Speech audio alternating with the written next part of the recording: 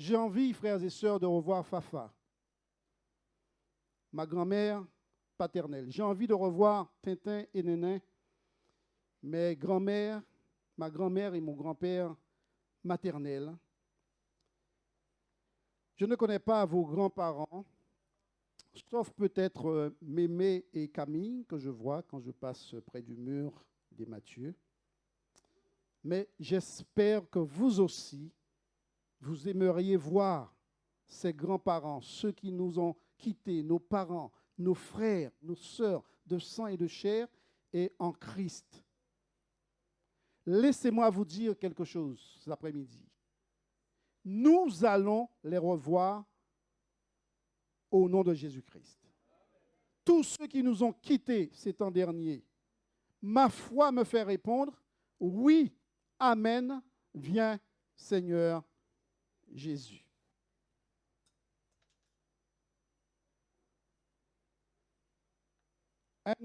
Henrik Emil Brunner, un théologien et pasteur protestant suisse, dit qu'une fois en Christ, sans attendre la parousie ou encore le second retour de Jésus, évoquerait l'image d'un escalier qui ne conduirait nulle part et se terminerait dans le vide. En fait, l'image de l'escalier qui conduit nulle part traduit, frères et sœurs, que la foi chrétienne serait inachevée ou même privée de son sens si elle ne débouchait pas sur l'espérance d'un accomplissement final, c'est-à-dire le retour du Christ, la résurrection des morts, le jugement et l'avènement définitif du royaume de Dieu. Chez Ellen White, la foi chrétienne est inséparable de l'espérance de la seconde venue de Jésus-Christ.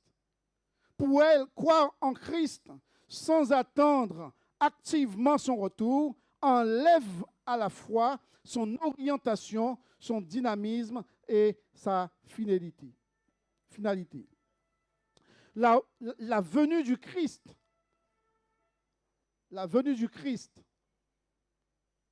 alors je crois que je suis allé trop vite.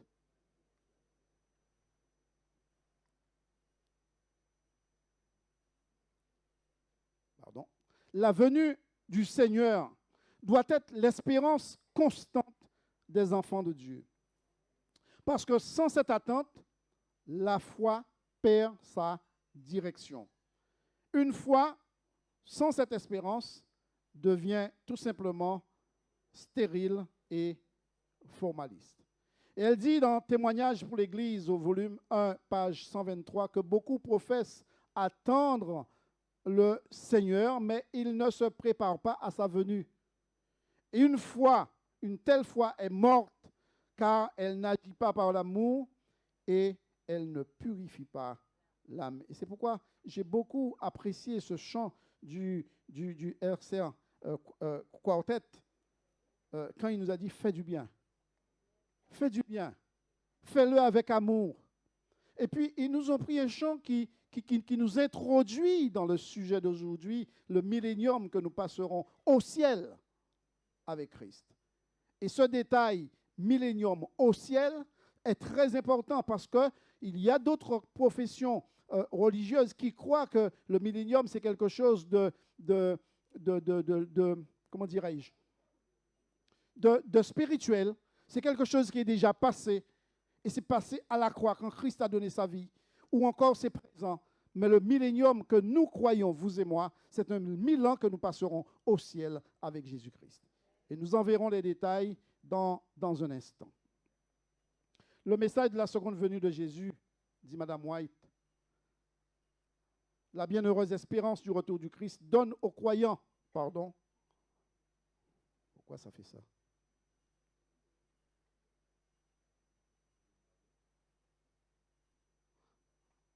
La bienheureuse espérance du retour du Christ donne aux croyants une force qui soutient leur foi et les aide à supporter l'épreuve.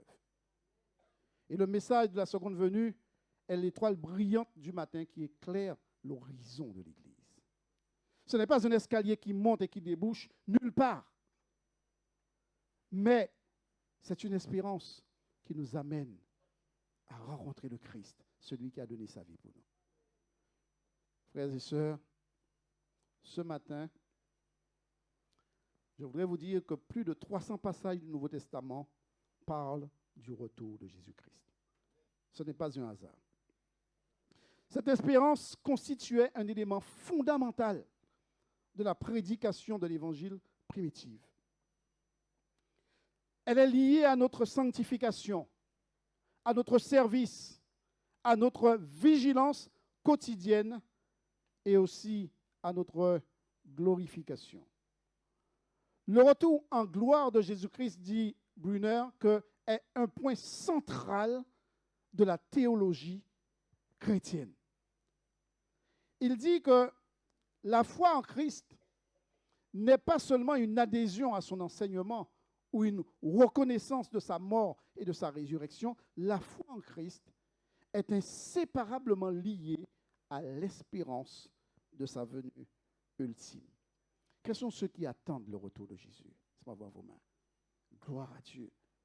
Et si vous êtes là en adoration, si nous croyons en l'existence de Dieu, si nous croyons au sacrifice de Jésus, qu'il s'est substitué pour nous, si nous l'adorons, si nous le louons, et si nous le servons, et si nous préparons un peuple à le recevoir, c'est parce que nous voulons être avec lui. Gloire à Dieu. Maintenant, l'Église adventiste a combien de croyances fondamentales? Nous en avons 28. Ce que nous croyons. La croyance fondamentale numéro 24 nous dit que le Christ est dans le sanctuaire céleste et il intercède pour nous. Dans la leçon de ce matin, nous avons parlé d'intercession. Jésus-Christ qui présente ses mains, qui présente son côté, qui présente ses pieds, les marques qu'il a gardées parce qu'il a reçu des coups, les épines sur la tête. Toutes ces marques, ces cicatrices sont là. Et Jésus les présente au Père pour chacun de nous. Pour toi, mon frère. Pour chaque enfant, pour chaque jeune, pour chaque adolescent, pour chacun de ceux qui nous visitent aujourd'hui. Pour tous les enfants de Dieu ici à Chauvel, en Guadeloupe et dans le monde entier. C'est notre croyance fondamentale numéro 24, le Christ dans le sanctuaire. Qui peut me dire quelle est notre croyance fondamentale numéro 25? Notre croyance fondamentale numéro 25 parle du retour en gloire du Seigneur Jésus-Christ. Parce qu'après qu'il ait intercédé pour nous, il faut qu'il revienne selon sa promesse dans Jean chapitre 14, que votre cœur ne se trouble point, croyez en Dieu et croyez en moi. Il y a plusieurs demeures dans la maison de mon Père, et si cela n'était pas, je vous l'aurais dit. Mais qu'est-ce qu'il a dit? Je vais vous préparer une place, et lorsque je m'en serai allé, que je vous aurai préparé une place, qu'est-ce qui vient après? Je reviendrai et je vous prendrai avec moi, afin que là où je suis, vous y soyez aussi. Parce que Jésus veut que nous soyons là où il est. Là où il est, c'est là où il y a le bonheur, c'est le paradis. Et je veux y être avec ma famille. Notre croyance fondamentale numéro 26 parle de la mort et de la résurrection. Parce que nous avons évoqué tout à l'heure Tintin et Néné, nous avons parlé de Fafa, nous avons parlé de mon père Robert, de ma mère Ghislaine, et nous avons parlé du père de Sébastien, j'ai parlé de Camille et de Mémé et de tous les autres qui nous ont laissés, frère Duhamel qui est parti prochainement. Il faut que cela ressuscite. Et c'est une croyance qui? Dernièrement, bien sûr. Prochainement. Alors, dernièrement, parce que c'est pratiquement dans mes mains qu'il est parti, je vous l'ai dit. Donc, la mort et la résurrection fait partie de la croyance de l'Église adventiste et cela est soutenu par la parole de Dieu. Il faut qu'il y ait une résurrection parce que Jésus-Christ a vaincu la mort. Et puis vient notre croyance fondamentale numéro 27 qui nous parle du millénium et de la fin du péché. Je vous invite maintenant à incliner la tête pour prier avec moi. Seigneur, fais de ma voix à cette heure ton instrument. Que ton message, ô Dieu, soit entendu avec force et clarté. Ouvre nos cœurs, Seigneur, et fais que ta vérité et ta volonté résonnent dans chaque âme présente. Au nom de Jésus-Christ. Notre croyance fondamentale numéro 27 nous parle du millénium et de la fin du péché. Ce matin, dans les quelques minutes qui me restent, je vais m'appliquer à dévoiler ce qu'est le millénium et expliquer succinctement, mais de manière substantielle tout de même, ce qu'est le millénium. Notre croyance fondamentale numéro 27 dit que le millénium est un moment unique dans le plan de Dieu. Il révèle sa justice, sa transparence et prépare à l'éternité. Le millénium est le moment où Dieu prouve à tout l'univers que son amour et sa justice sont irréprochables. La croix montre l'amour de Dieu. Le retour de Jésus montre sa victoire sur la mort. Mais le millénium montre sa justice et sa transparence. Sans lui, le plan du salut serait incomplet. Et frères et sœurs, vous et moi, nous serons jugés pour nos actes. Mais Dieu aussi sera jugé. Et nous serons les témoins pour dire que Dieu est juste. Parce que Dieu va ouvrir les livres pour nous montrer ce qui est consigné et pour voir qu'il est un Dieu transparent, qu'il est un Dieu juste, qu'il est un Dieu bon, qu'il est un Dieu aimant et qu'il n'a fait rien en prenant parti pour celui-là ou celle-là. Tout sera écrit et Dieu sera aussi jugé par l'adversaire, mais Dieu sera déclaré juste parce que Dieu est transparent. Frères et sœurs, le millénium est un temps pour les racheter. Et je vous l'ai dit, ce temps-là ne se passera pas sur la terre, mais se passera où cela? Au ciel avec Jésus. Nous l'avons déjà dit dans Jean 14, 1 à 3, Jésus a promis de nous prendre avec lui et il va respecter sa parole. Dans Apocalypse chapitre 20, versets 4 à 6, les saints règnent au ciel avec Christ pendant 1000 ans. C'est un temps de joie, c'est un temps de repos, mais aussi de participation au jugement, selon ce que rapporte Paul dans 1 Corinthiens chapitre 6, versets 2 et 3. Et cela nous montre également que Dieu nous honore en nous associant à son jugement, preuve de sa transparence. Chaque dossier pendant le millénium est ouvert, chaque témoin appelé, chaque vérité révélée. Personne ne peut cacher son passé. Aucun juge n'est corrompu. Aujourd'hui, on achète des juges, mais là, aucun juge ne sera corrompu. Chaque décision sera juste, claire et irréprochable. Le millénium, c'est ce second regard divin, ce moment où l'univers entier constate que Dieu est amour et que sa justice est de quelle nature? Parfaite. Voilà, frères et sœurs, ce que dit notre croyance fondamentale numéro 27. Maintenant, il n'y a pas longtemps, nous étions en vacances. Moi, je n'ai pas pris de congé, je n'ai pas pris de vacances. Mais beaucoup d'entre nous étaient en vacances, n'est-ce pas? Sauf toi, mais tu sauras bientôt. Qui a dit ça? Sauf toi. Et peut-être qu'il faudrait que tu en prennes. Mais laissez-moi vous dire, très bientôt, les enfants, vous serez en vacances. Les prochaines vacances sont les vacances de la Toussaint. Et après les vacances de la Toussaint, c'est? Et après la Noël, c'est? Carnaval. Et après Carnaval, c'est? Et après Pâques, c'est? Comment? Les grandes vacances. Pentecôte. Et après Pentecôte, les grandes vacances. Donc, vous serez encore en vacances très bientôt. Maintenant, laissez-moi vous dire que les vacances permettent à notre cerveau de délaisser les routines de travail et des tâches répétées au quotidien pour se consacrer à d'autres choses. Découvrir de nouveaux lieux,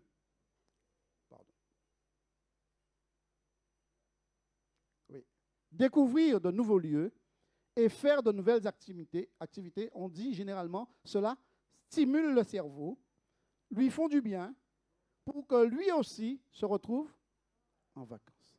Parce que le cerveau, il tourne, il fonctionne en permanence.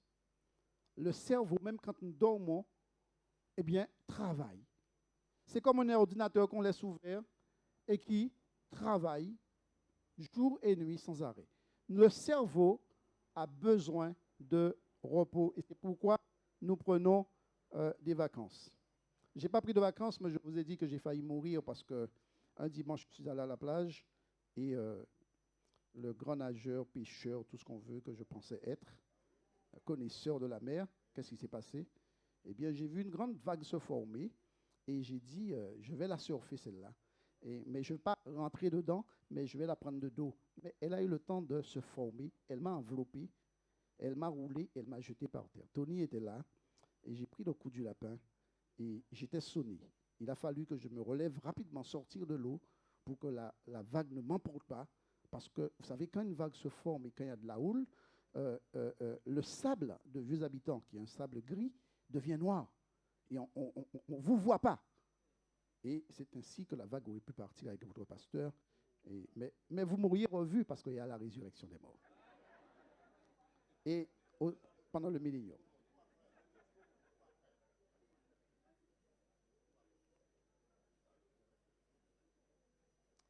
Notre croyance fondamentale expliquée dit que le millénium est une période de 1000 ans de règne du Christ avec ses élus dans le ciel entre la première et la deuxième résurrection. Ça, c'est très important. Le millénium se passe entre la première et la deuxième résurrection. En effet, Apocalypse, chapitre 20 et 4, verset 4 dit, « Et je vis les âmes de ceux qui avaient été décapités à cause du témoignage de Jésus et à cause de la parole de Dieu, et de ceux qui n'avaient pas adoré la bête et son image, et qui n'avaient pas reçu la marque de leur front sur leurs mains. Ils revinrent, dit le texte, où cela? À la vie, et ils régnèrent avec le Christ pendant combien de temps? 1000 ans. Donc, s'ils revinrent à la vie, ça veut dire qu'ils étaient morts. Et revenir à la vie, on appelle cela comment? La résurrection. Dans Apocalypse chapitre 20, versets 5 et 6, il est dit que les autres morts ne revinrent point à la vie jusqu'à ce que les 1000 ans fussent accomplis. C'est la première résurrection. Écoutez bien, mes frères. Il est dit ici, heureux les saints, et saints, ceux qui auront part à quelle résurrection? À la première résurrection. La seconde mort n'aura point de pouvoir sur eux, parce qu'il y aura une seconde mort. Mais ils seront comment? Sacrificateurs de Dieu et de Christ, et ils régneront avec lui pendant 1000 ans. C'est ce que dit le texte. Pendant cette période de 1000 ans, les méchants morts seront jugés. C'est ce que nous enseigne la parole de Dieu dans 1 Corinthiens chapitre 6, où Paul dit au verset 2, « Ne savez-vous pas que les saints jugeront le monde? Ne savez-vous pas que nous jugerons les anges déchus? » Le tiers des anges que Satan, le diable appelé le dragon, a transporté sur la terre, animés d'une grande colère et qui nous poursuivent et qui nous font faire des choses, nous allons les juger, ces anges déchus. Et nous allons aussi juger ceux qui n'auront pas cru en Christ, ceux à qui nous aurions apporté cet évangile. On aura fait des sacrifices, sortir de Basse-Terre, venir chanter l'évangile.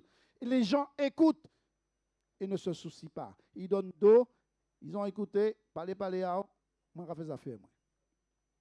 Le jugement vient, nous jugerons les anges et nous jugerons le monde.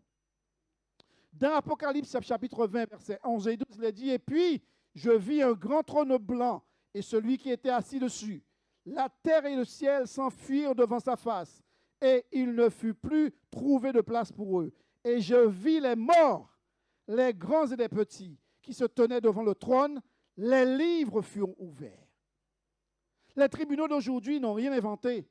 Lorsque nous allons au tribunal, nous voyons des tas de dossiers comme ça. Tout est consigné, les rapports des gendarmes, enquêteurs, tout est là. Les livres sont ouverts. Et un autre livre fut ouvert, celui qui est quel livre? Le livre de vie. Et les morts furent jugés selon leurs œuvres, d'après ce qui était écrit dans le livre. La terre sera totalement déserte.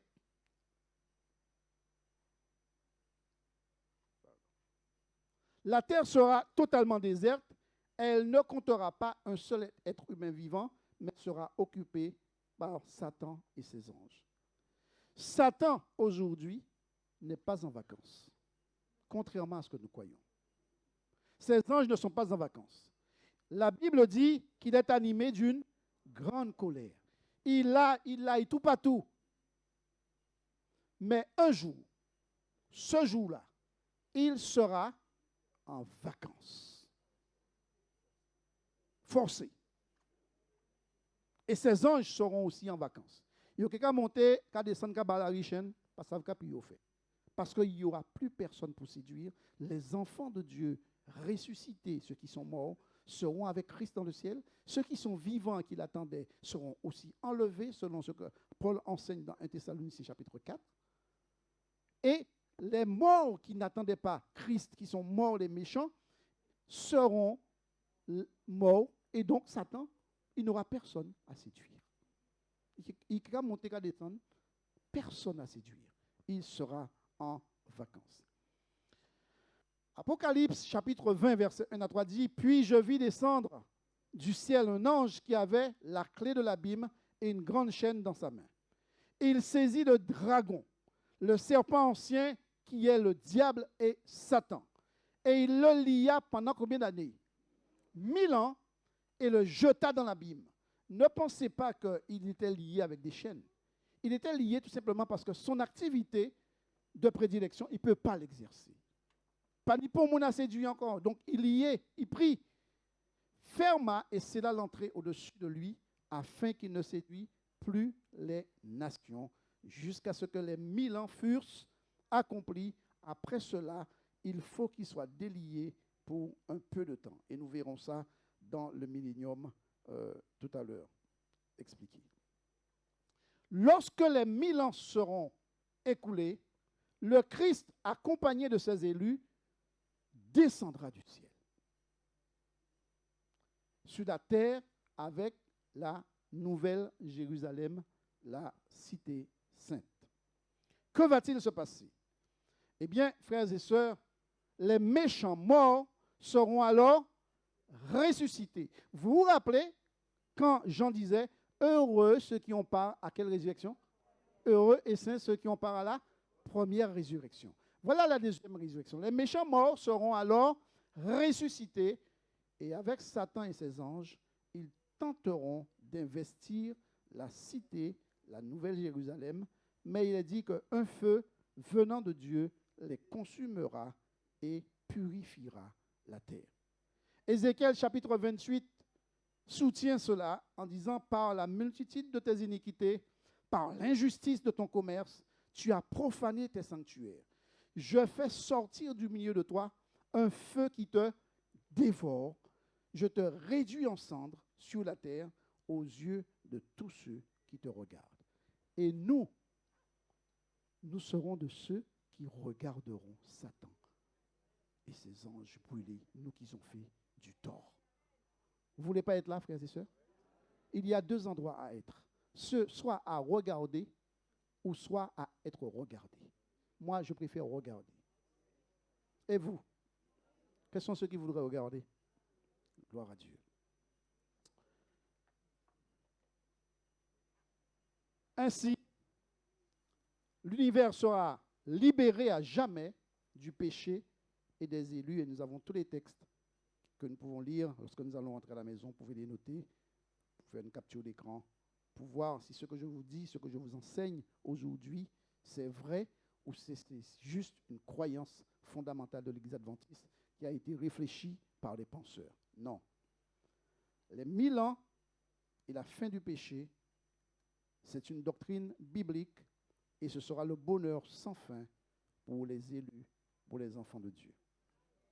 Maintenant, je vais voir si vous avez été bien attentifs. Je vais faire un petit quiz. Au second retour de Jésus, avant les 1000 ans, les morts en Christ ressusciteront. Vrai ou faux? Quels sont ceux qui le croient? Très bien. Tous les perdus vivants meurent. C'est vrai ou c'est faux? Tous les sauvés, ceux qui seront ressuscités et les vivants sauvés, monteront au ciel avec Jésus pour passer 1000 ans. Vrai ou faux? Très bien.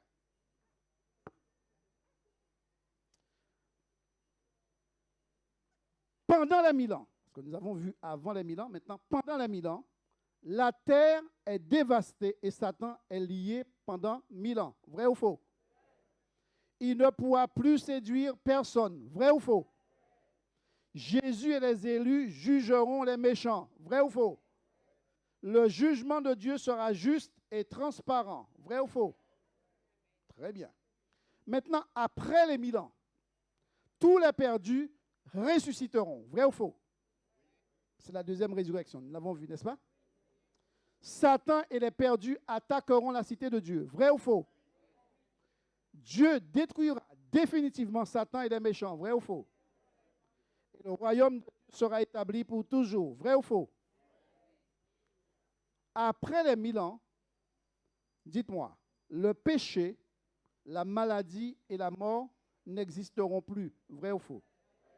Y a-t-il des malades parmi nous? Y a-t-il des pécheurs parmi nous? Eh bien, laissez-moi vous dire qu'il n'y aura pas tout cela. Après les 1000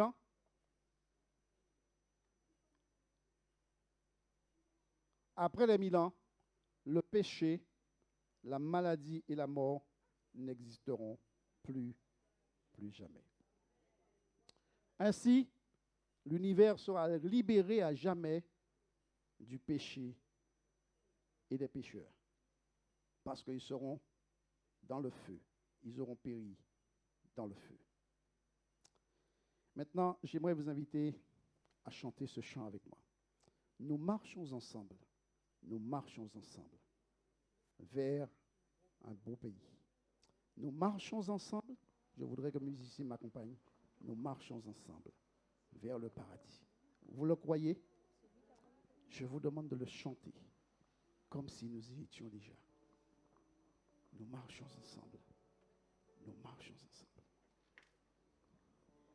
Nous marchons ensemble vers un beau pays. Là, là. Nous marchons ensemble vers le paradis. Là, là. Mais oui, le Seigneur est bon. Mais oui, le Seigneur est bon. Il a fait pour nous des merveilles. Mais oui, le Seigneur est bon. Mais oui, le Seigneur est bon. Je veux lui chanter mon amour. Viens vite mon ami, vers ce beau pays. Là, Jésus nous attend, vers ce paradis. Là-haut, mais oui, le Seigneur est bon, mais oui, le Seigneur est bon. Il a fait pour nous des merveilles. Mais oui, le Seigneur est bon, mais oui, le Seigneur est bon. Je veux lui chanter mon amour. Nous marchons ensemble, je vais vous entendre. Nous marchons Tout le monde. ensemble, nous marchons ensemble vers un beau pays. Là, là. Nous marchons ensemble vers le paradis. Là, là. Mais oui, le Seigneur est bon, mais oui, le Seigneur est bon. Il a fait pour nous des merveilles. Mais oui, le Seigneur est bon, mais oui, le Seigneur est bon. Je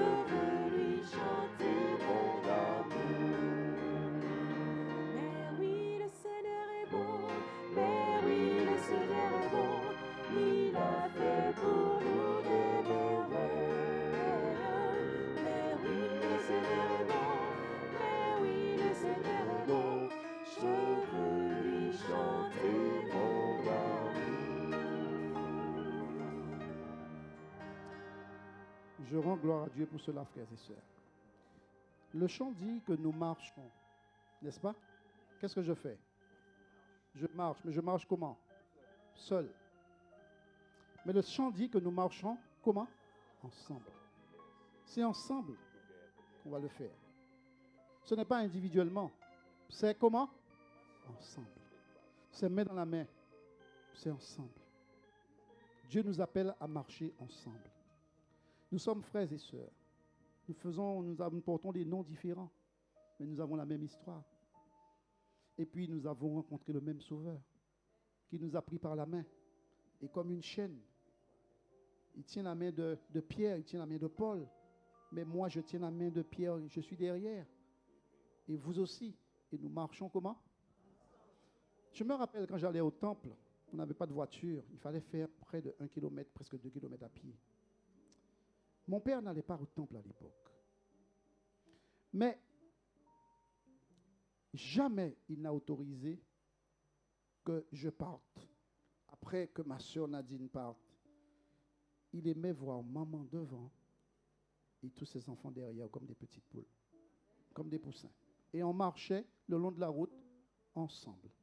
On rencontrait le frère Pelma, Hubert, qui, avec sa voiture, il nous embarquait et nous amenait au temple. Parfois, il fallait faire tout le chemin. Vous êtes déjà allé au temple à Grand Croix? Je vous invite à y aller. Il y a une grande montée. On a fait la course, le tour de la Guadeloupe arrivé là pour faire souffrir les cyclistes. Je peux vous dire que ça fait mal aux jambes. Et on marchait ensemble. Quand on allait à Saint-Robert, c'était pareil. Il fallait passer à l'intérieur des bois. Et c'est là que j'ai découvert les pommes, là où ils étaient, là où les manguiers étaient, et pour que la saison, je puisse aller m'en servir. Frères et sœurs, marchons ensemble. Marchons vers le paradis. Marchons vers ce beau pays. Quelle est la pertinence? Quelqu'un pourrait se poser la question, mais quelle est la pertinence de ce message? Quelle est la pertinence du message du millénium? Tu nous as parlé du millénium. Quelle est sa pertinence? Le millénium, frères et sœurs, montre que le mal a une fin. Le mal a une fin. Le diable, bien qu'actif aujourd'hui, sera enchaîné totalement, vaincu. Quelqu'un devrait dire Amen. Amen. Le croyant que nous sommes peut vivre dans la confiance et l'espérance. Alléluia. Amen. Sachant que les luttes actuelles, les péchés, les épreuves, les injustices ne sont pas éternelles. Ce que nous sommes en train de souffrir, dit l'apôtre Paul, c'est peu à côté de la gloire qui nous est réservée en Jésus-Christ. Parce que notre fidélité aujourd'hui nous associe à la victoire finale de Jésus-Christ. Quelle est la pertinence de ce message aujourd'hui? Nous avons dit que pendant le millénium, les saints jugeront le monde. Cela révèle que Dieu est juste et transparent. Chacun pourra comprendre pourquoi certains sont sauvés et pourquoi d'autres sont perdus. Nous voyons quelqu'un et nous dit, vous, Jean-là encore est là, c'est fini. C'est fini, c'est l'enfer. Et quand on arrive au ciel, qui c'est qu'on voit? Et puis on voit un frère avec sa cravate, sa Bible, toujours posée sur son cœur, au temple. On le cherche partout, on ne le voit pas. Eh bien, c'est cela, frère. C'est la pertinence du message du millénium. Nous comprendrons pourquoi celui-là est sauvé et l'autre est perdu. C'est pourquoi, dès maintenant, mes choix ont une portée éternelle. Vous n'avez pas entendu? Hein? Les choix que je fais maintenant ont une portée comment? Éternelle. La manière dont je vis aujourd'hui dans ma famille, la manière dont je vis aujourd'hui avec mes frères et sœurs, la manière dont je vis aujourd'hui au travail avec mes collègues. Mes choix ont une portée éternelle. Et cela détermine si je participerai à ce règne avec le Christ. Toutefois, ce n'est pas le salut par les œuvres. Nous sommes sauvés par grâce. Et cela ne vient pas de nous. C'est un don de Dieu. Mais la foi sans les œuvres, elle est comment? Elle est morte. La manière dont je vis aujourd'hui donc détermine si je participerai à ce règne avec Christ. Et c'est donc un appel à la vigilance et à une vie sainte. Personne ne sait ni le jour et ni l'heure. Quelle est la pertinence de ce message pour moi aujourd'hui? Après le retour de Jésus, la grâce prend fin. La porte de la grâce, dit-on, est fermée. Pendant les 1000 ans, il n'y a plus de seconde chance, comme certains enseignent. Voilà pourquoi cela devrait nous motiver à partager l'Évangile sans attendre. La mission est urgente parce que le salut doit être accepté avant le retour de Jésus. Et je vous le dis, nous avons prié pour cela mercredi. Nous aurons une campagne d'évangélisation du 1er au 15. Les campagnes d'évangélisation que moi j'ai prêchées, c'était 7 semaines. 6 semaines minimum, 5. Aujourd'hui, nous sommes arrivés à combien de semaines? 2 semaines. Et on bave. C'est dur. On ne vient pas. L'église est vide. Et frères et sœurs, quand la porte de la grâce sera fermée, pour certains, nous serons responsables aussi de n'avoir pas fait le job, de n'avoir pas été présent pour soutenir, de n'avoir pas amené quelqu'un, de n'avoir pas invité quelqu'un. Parce que lorsque le millénium viendra, ce sera trop tard. Donc, cela devrait nous inviter à partager l'Évangile sans attendre. Et déjà, je vous dis que mercredi prochain, la prédicatrice qui sera avec nous m'a demandé pour tenir la réunion de prière. Elle sera là. Elle veut prier avec l'Église. Et elle veut que l'Église prie avec elle. Qu'il y ait déjà une communion entre elle et l'Église. Pour que la communion avec Dieu crée le miracle du salut. Amen. Je vous invite à cela. La mission est urgente parce que le salut doit être accepté avant le retour de Christ. Après le retour de Christ, c'est trop tard.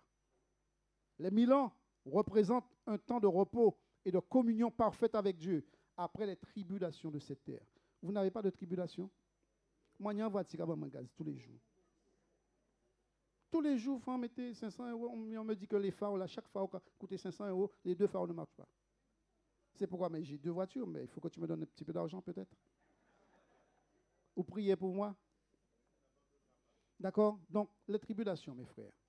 Voilà pourquoi nos églises doivent refléter dès maintenant cette espérance en vivant l'unité. Nous devons vivre quoi? L'unité, la solidarité et l'amour, anticipant la communauté céleste à venir.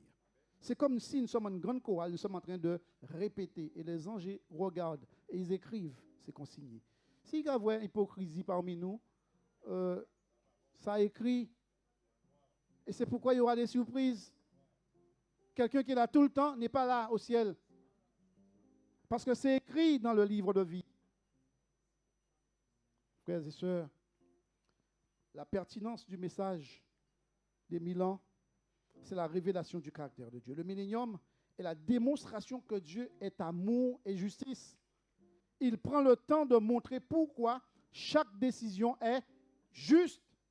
Et moi, ce que je dois comprendre, c'est que moi aussi, je suis appelé à refléter ce caractère dès aujourd'hui en étant aimant, en étant bienveillant, en étant patient, en étant transparent dans mes relations les uns avec les autres.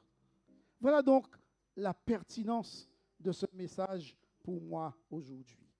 Et l'appel que je voudrais vous lancer aujourd'hui, le ciel, frères et sœurs, ce n'est pas moi. Le ciel nous invite et nous pose la question, où veux-tu passer le millénium? Où veux-tu passer le millénium? Si tu es mort au retour de Jésus, le millénium, tu le passeras sous terre. Mais celui qui est mort en Christ ressuscitera pour passer le millénium avec Jésus-Christ. Si tu es vivant au retour de Jésus-Christ et que tu ne l'attends pas aujourd'hui, tu mourras et tu passeras le millénium avec ceux qui sont morts. Mais si aujourd'hui, vivant, tu attends le Seigneur Jésus, quand il reviendra, avec les élus qui sont morts, qui ressusciteront, nous serons enlevés et nous passerons les 1000 ans avec Jésus-Christ. Où voulez-vous passer le millénium? Sur le trône avec Jésus? Ou dans la terre avec Satan, dans le feu avec lui? Frères et sœurs,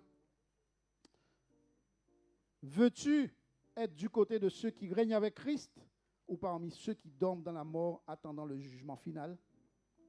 Le choix se fait maintenant. Le choix se fait quand? Maintenant.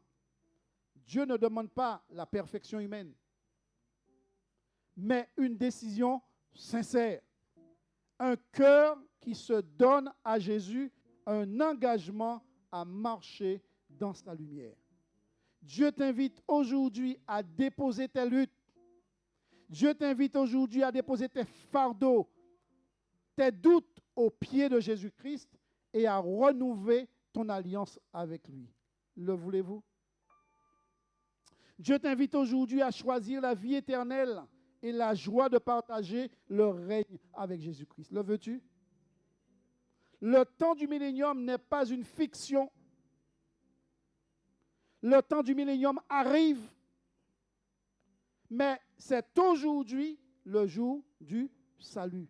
Parce que quand le millénium arrive, c'est trop tard. C'en est fait. Tout est décidé. Et c'est toi qui aurais fait ton choix. Alors, si tu veux être trouvé fidèle quand Christ reviendra, je t'invite à faire quelque chose. Lève-toi comme un témoin de ton engagement et dis avec foi, avec moi, Seigneur, je choisis d'être avec toi pendant le millénium et pour l'éternité. Si c'est ton choix, je t'invite à répondre à cet appel. Seigneur, je choisis d'être avec toi pour l'éternité.